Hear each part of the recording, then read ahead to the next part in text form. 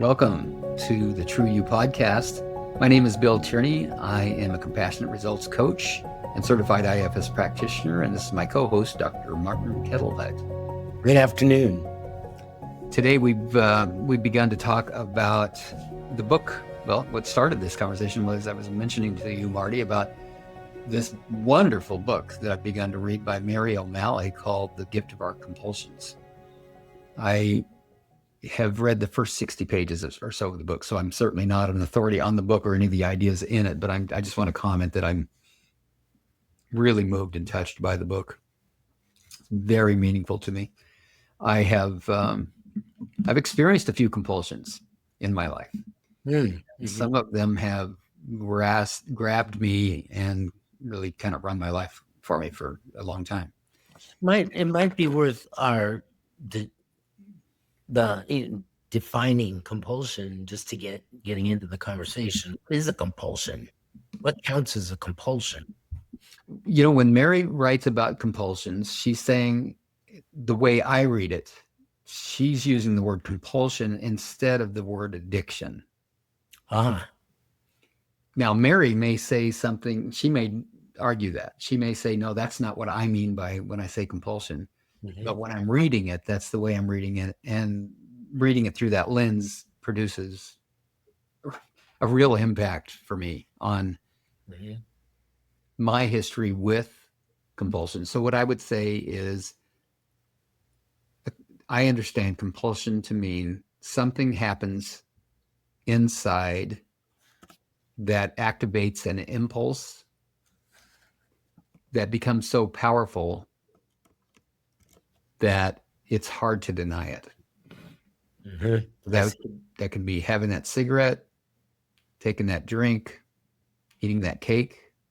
I just looked up the etymology. Word compulsion is related to compel. That's the Old English. They're both derived from the Latin word compellere, meaning to drive or force. Compelled. One becomes driven or forced to behave in a certain way. Yeah. Why? And now we get into the topic. Right. Well, and yeah, Mary O'Malley's approach to this is just so great. It aligns so much with internal family systems, which is maybe why I love it so much. She's not talking about IFS. She's not suggesting that, that we go in and especially and use the IFS model to explore parts. But in essence, she is suggesting that we make friends with the parts of us that influence us in our compulsions. Mm-hmm. Great. And yeah. I can remember one of the ways I was relating to the book. She said that she had a friend who had been a heavy smoker for years. Mm-hmm. And as she was telling the story about this friend who successfully was able to stop smoking using a similar approach to what she's writing about in the book, it made me think of when I quit smoking 31 years ago. Mm-hmm. And how after several, and practically from the year I began smoking, I knew I wanted to quit. But then there was this compulsion to continue to light up a cigarette, go buy another pack or a carton. And especially the last 4 years before I was successful in quitting, I really went to war with my compulsion to smoke. Mm-hmm. I went to war with myself and all those parts of me that would have me smoke. 31 years ago would put us at 1994.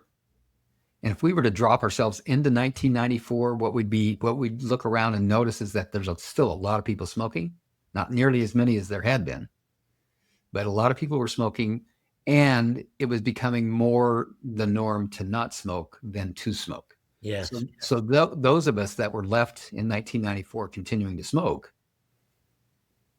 I'll just speak for myself. I felt like the scum of the earth. The majority of people that I watched, I began to notice people looking at me as I smoked and feeling very self-conscious. it probably helped a lot that I was married to my second wife, who had quit smoking and was using shaming to motivate me to quit. Oh gosh. So at the end of the 4-year effort, maybe what prompted me to want to quit more, maybe even more than I ever had before, was my daughter, who was born in 1992, barely able to formulate words, really emphasized how committed I suddenly became to quitting. Even though I'd been trying to quit for the last couple of years based on shaming from my wife, now I wanted to quit for my daughter, who said, well, one of her first full sentences was, "Daddy, don't smoke. Stop smoking," or something like that. Oh my God, really? Yeah, it just broke my heart. And so I wanted to quit. Of course, I stopped smoking around her at all, but I had this undeniable compulsion to smoke a cigarette over and over and over again. When and this actually touches on something Mary said as well. When I quit drinking alcohol in 1982, I suddenly went from a 1-pack a day smoker to a 2-pack smoker, 2-pack a day smoker. Oh my gosh. And I'd been smoking 2+ packs a day from 1982 to 1994. So now to quit cigarettes too, even though I had the shaming of my wife, I felt shame because I'm a sober member of AA, and I'm still smoking cigarettes. And not that AA emphasizes that we should quit smoking. It just, I thought, well, if I can quit alcohol, and if I can quit pot, and if I can quit speed, and why can't I quit smoking cigarettes? And I couldn't do it. It's like smoking cigarettes was one of the last holdouts for me. And what Mary says in the book is, well, that's what happens. We can wrestle down one of these compulsions and get ourselves to stop doing whatever that is, but something else is going to creep up. It's like squeezing an inflated balloon without popping it. It's going to pop out somewhere else. Well, what is it exactly that's popping out somewhere else? The compulsion and what the compulsion is trying to do for us. The compulsion still has a job to do. Which it is? Well, we have to find out. We have to get into relationship with the part of us that is influencing us to have that compulsion. Okay. Before we can find out what is it trying to accomplish. But very likely, predictably, it's going to fall into the category it's trying to bring us comfort and relief. Yeah. I'll make it quick. The end of the story there is that I picked up a pamphlet one day at the pharmacy as I'm waiting to get a prescription filled for somebody in my family that said 21 days to quit smoking. So it gave me a plan, and I decided, okay, I'm going to try this plan. What do I got to lose? And basically what it says, however many cigarettes you're smoking now, give yourself a quit day, do the math, and then by quit day, there's no more cigarettes to smoke. So for me, I was smoking a pack a day, and I smoked 20 packs that day that I read that pamphlet. Or excuse me, 20 cigarettes that day. Not 20 cigarettes. And on day 19, I smoked 19. Day 18 cigarettes. Day 10 cigarettes. By the time I got to day 5, I'm smoking each cigarette 4 or 5 different times. I'm taking 3 or 4 puffs off a cigarette, putting it out, having it later, just almost this desperate energy of, I know that my stop day is coming soon. I'm trying to get as much nicotine out of these 5 cigarettes left that I can. It was just desperate. But yet, and it feels still today like a miracle to me. When the day finally came for my quit day, I didn't smoke, and I didn't want to smoke. And I can't tell you why. And then I wonder, where did the balloon pop out next then? Now that I quit drinking and quit smoking, now what? Well, food. And that's what it is for me today, food. Yeah. So it's still in me. I still have that compulsory part that wants to bring me, I assume, comfort. I haven't done the exploration on this yet. Wants to bring me comfort or ease or relief. No, well, you mentioned something in our pre-recording, the word resistance. Yeah. And I wasn't sure how it fit in, but I knew, because I knew it'd come up when we got talking. Yeah. Where does it fit into this? I don't want to overeat. I don't want to use food for comfort. Mm-hmm. I don't want to eat foods that are inflammatory foods for me, So like it's wheat and sugar. so it's it's another part that resists the compulsion. That's right. That's right. Okay. This part is saying eat a whole bag of Oreos and don't share them with anybody. That's the compulsive part. That's the compulsive part. That's the part that says sourdough's bread, sure, but it's sourdough. It's not the same as other bread. You can have sourdough. So there are certain things in physics and in sports and a lot of fields. I wonder if they apply here. It's a genuine question. I don't Yeah, know the answer. The way to deal with resistance is not to resist it. sure. Sure. Not to resist the resistance. Yeah, Oh, I right. see. I Because that see. just gives it grips even harder. Yeah. It resists even more because that's its job. And Yeah. so the way to deal, and I'm not saying this is in every context, but I'm wondering if, like in some fields, the way to deal with resistance is not to resist it, but let it use up its energy somehow or redirect it like that. Hmm. Yeah. I am not, I'm going to just honestly disclose live.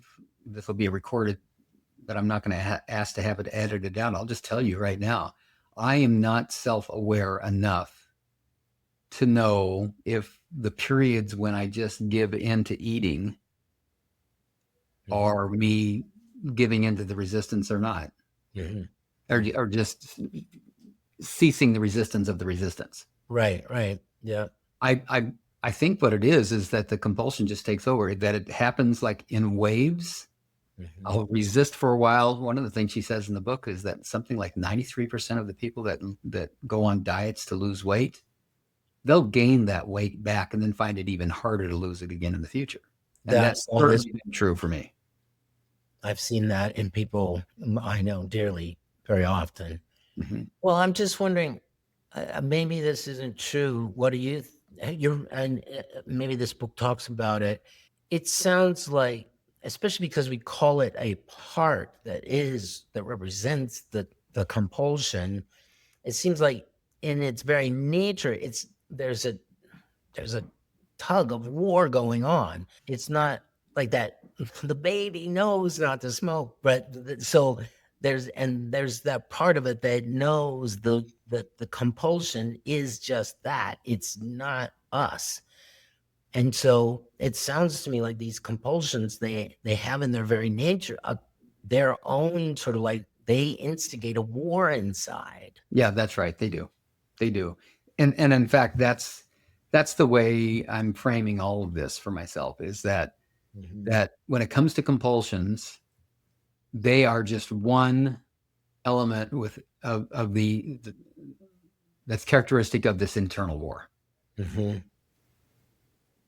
And of course, the impact of an internal war is devastation, exhaustion, exhaustion of resources, devastation of things like self-esteem, self-love, devastation of connection with myself and with others, Mhm.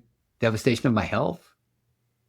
There's a lot of consequences, and just knowing the consequences isn't enough to overcome or to reverse whatever the compulsion's trying to accomplish. Mhm. Because, and I believe, and I'm learning this from IFS and from Mary O'Malley, uh, because going to war with anything doesn't actually ever end the war. Somebody wins and somebody loses until the next war breaks out. Yeah, that's how it works exactly. So winning a war doesn't It's end Middle East. doesn't end the end of the war. Yeah, exactly. Winning a war doesn't end war. It just makes you the victor for a while. Yeah. So this thing about not resisting resistance. It's on both sides of the compulsion itself is resisting some discomfort or Yep. or inability, Pressure, some fear, some pain, something unresolved from the past. We can say it that way. right, exactly. And then the resistance to it is resisting it. So That's right. That's more war. mhm, And now even the idea to stop resisting the resistance could be another act of war. mhm. In other words, just another strategy of another part that's invested in trying to solve the puzzle of the unresolved past. So what's the way out? Well, I'm learning. And so I can't speak from experience. As you've already heard my story, I can pat myself on the back, and anybody else that wants to be proud of me can too, that I've been sober for over 42 years. But when I'm congratulated on long-term sobriety, there's no place inside for a congratulations to land. There's no celebration in here for that. Mhm. Don't get me wrong. I'm really glad that I don't drink anymore. It's a devastating thing to do to yourself, to your body. And I'm really glad I don't do that. And I don't have to look very far to see how far that devastation reaches when I look around at the people in my life, my family of origin. For my family, alcoholism is a legacy burden. It goes way back as far as I can look, Mhm. and it is devastating. But what is the solution? Okay, so I quit drinking, but did that really solve anything? It surely gave me a reprieve. It put me in a position where I wasn't. It was like a tourniquet. I stopped bleeding. I stopped the damage that alcohol was causing. But whatever needed the alcohol is still in me. Yes. Ready to discover your true self? Our free live parts work practice sessions guide you through IFS exercises to connect you with your parts.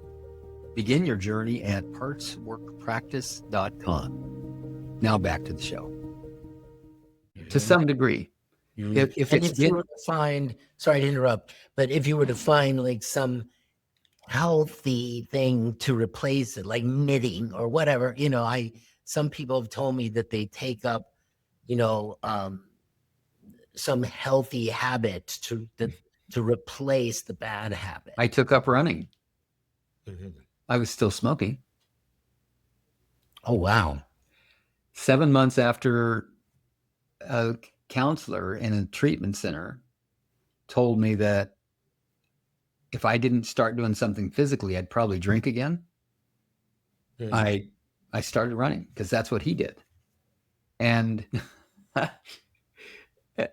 around the AA tables, we all laughed about just how alcoholic this is.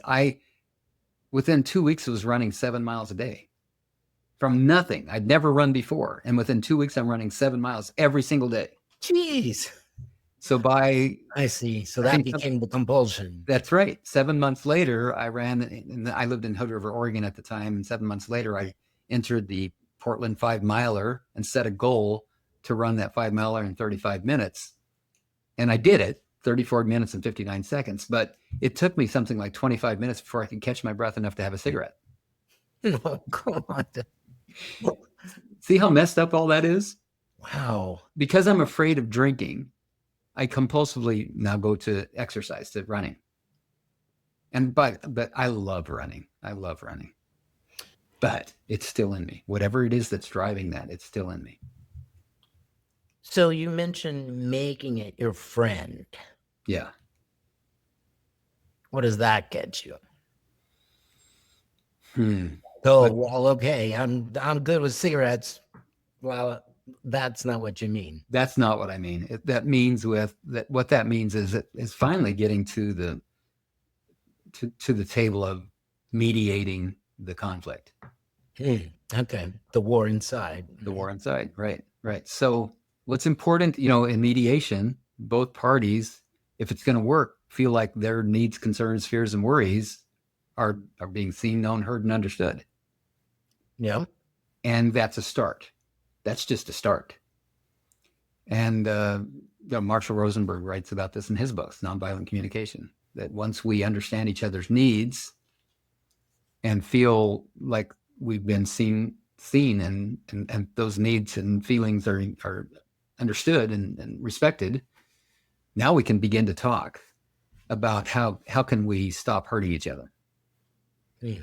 How can I stop hating my compulsion to overeat? And how can my compulsion to overeat stop hurting me? We need to understand each other. And that means that from using IFS language, from a self-led place, in other words, with an intention that's probably fueled by love, I go inside, I find the part of me that uses food and begin to understand it, begin and see if it's willing to let me understand it, to reveal itself to me. It's got to trust that I'm not going in there asking these questions so that I can find a way to manipulate it out of doing what it does.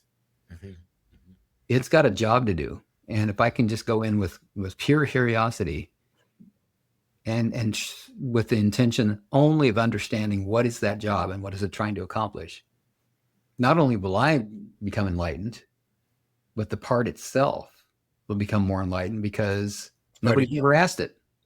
Right. Yep. It's just been doing its lonely job and being hated for it. Right. Right.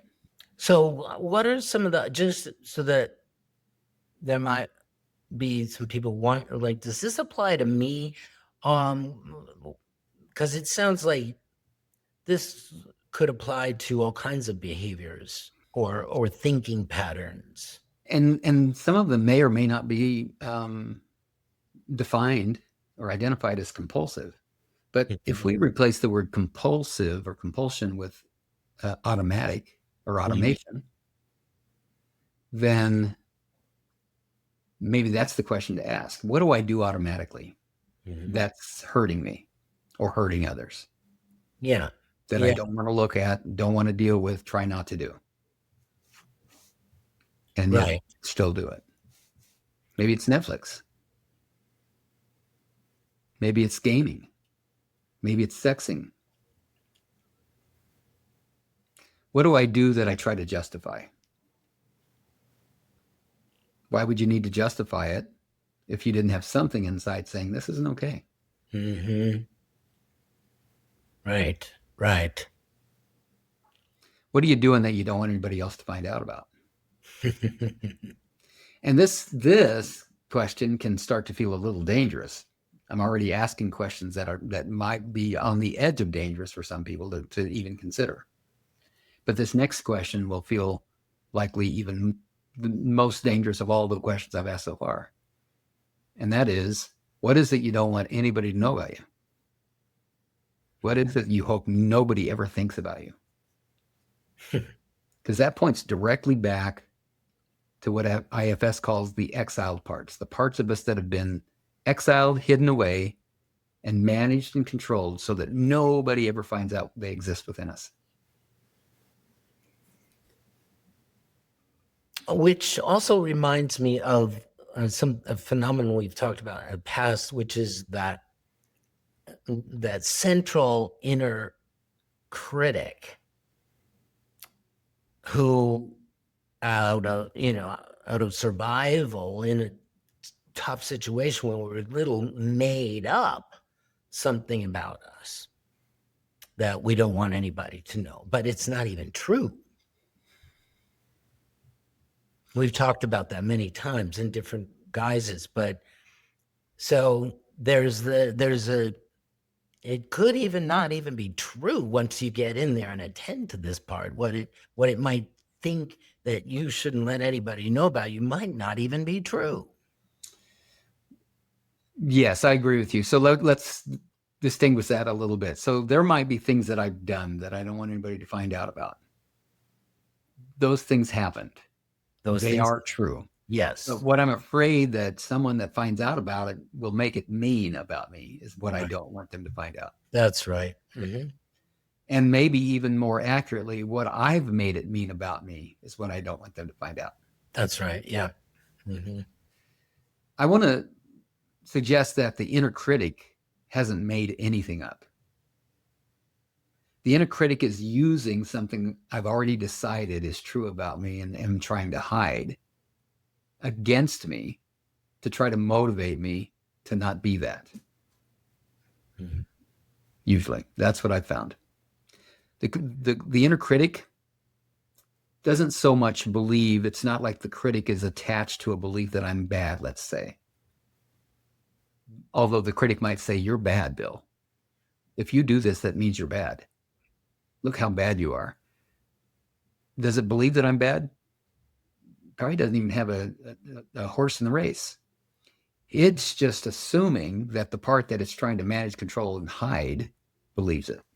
It's trying to protect against the pain that, if it's right, that this is who you are. There might be a subtle distinction between like what CTI calls your gremlin, Yeah. or Landmarks Communication Courses calls your sentence.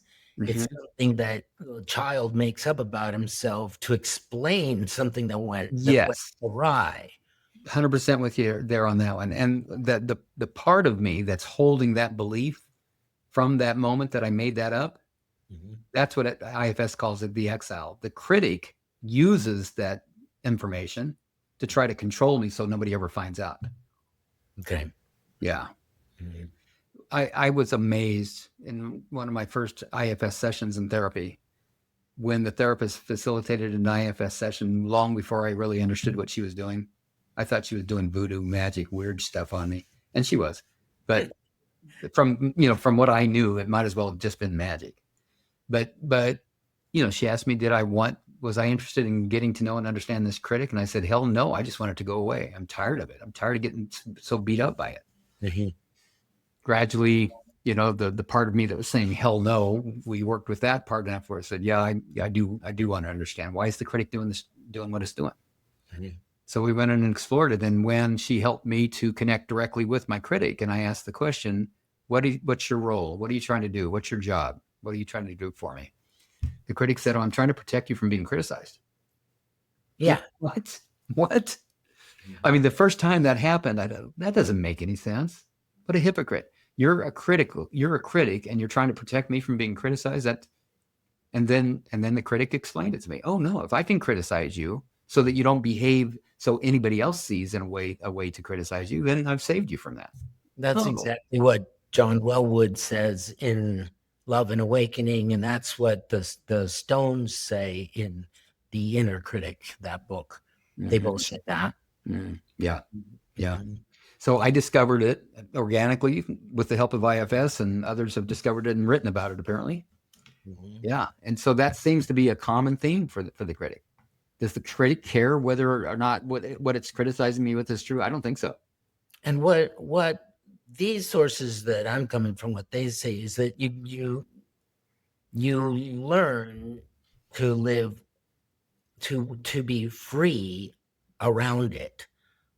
If you try and obliterate it, it will fight back. It wants to live, right? It wants to protect you. It wants to do whatever it's supposed to do in life.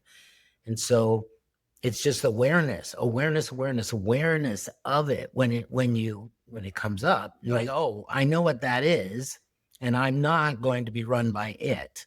And so you're free to get back in your power, move on. And yet that critic's going to persist unless I can help it solve its problem. It's got a problem it's trying to solve. Mm-hmm. And so if I can develop a relationship with the critic so that I understand the problem it's trying to solve, and if I have a way to solve that problem and make that offer and the critic accepts it, and then if we together then are successful in solving that problem, then the critic doesn't have to do their job anymore. Right. And the problem is always the exile. If we can help the exile that's erroneously concluded that there's something wrong with me, Mm-hmm. so that it can see that whatever situation, whatever the circumstances was that had to draw that conclusion, as you said earlier, we make up something about ourselves. If it can see that there's a better explanation for why that thing happened, other than because I'm not lovable or because I'm too much or too not enough, Mm-hmm. Once that exile sees that and then releases the old belief and the energy and the emotion that's been packed around all these years because of it, now there's the possibility that neither the exile no longer needs to be controlled and managed. It can be free to go back into its original role. And the critic also can be free from the job of criticism. Critics hate their job. They hate their jobs. And if we can help them be free of their jobs, now they can go back into their original roles, whatever they were when they gave them up, sacrificed them in order to protect us from being criticized. It's a beautiful thing. And so whatever part of me had me smoking 2+ packs a day, had me taking as many crosstalks as I could when I was 19, 20 years old so I could stay up 2 or 3 days in a row. Whatever part of me had me over-sexing, whatever part of me had me over-drinking, and whatever part of me now has me overeating. Not because I'm hungry, because, I mean, I eat sometimes and I'm not hungry and I don't know why I'm eating and I do anyhow. I'm surprised I don't weigh 3 times as much as I do. Whatever that is inside, if I can get into relationship with it, just in the way that I described getting in relationship with that inner critic, and so that I understand the part and understand what kind of problem it's trying to solve, and then actually help it solve that problem, then we might not have to do this dance anymore. Just out of curiosity, do you have an inkling, or if you were to venture a guess, what that is in you that at this point that compels you to eat? No, all I can say is there's a part of me that uses that as a strategy to deal with something that I haven't learned about yet. Understood. Yeah. Okay. And interestingly, although I used to have a figuring out part that was so dominant that it wouldn't let me listen to a part because it already had it figured out. Mm-hmm. Like this figuring out part would have a theory and say, oh, well, I can tell you why.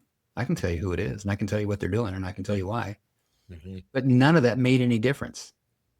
What does make a difference is actually connecting with whatever part. Are you willing to talk with me? Whatever part has me overeating. And you know when the time to do it is? On my way to the refrigerator. Stopping and saying, okay, what am I experiencing in my body right now? Let me just really notice what's happening with my energy, what's going on with my thinking, what are the emotions I'm experiencing right now?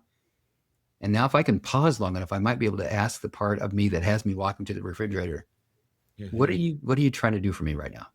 Mm-hmm. Can we stop? Can we just look at this first? I mean, I'll go to the refrigerator, sure, but can we talk first? That's the beginning.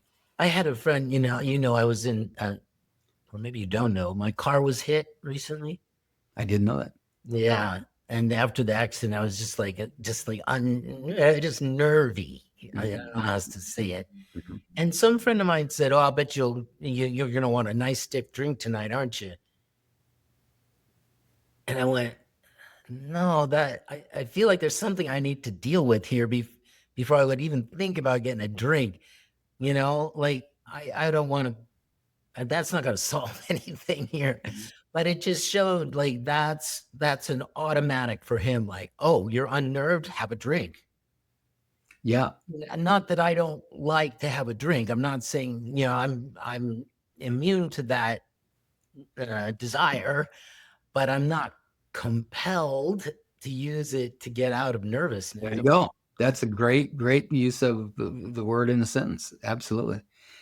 I really wish we had more time to talk about this. And I'm not going to make the promise that we will talk about it again later. Maybe we will, maybe we won't. But I do need to get ready for my men's group. So what a great conversation. Thank you for sharing so disclosedly. I appreciate it.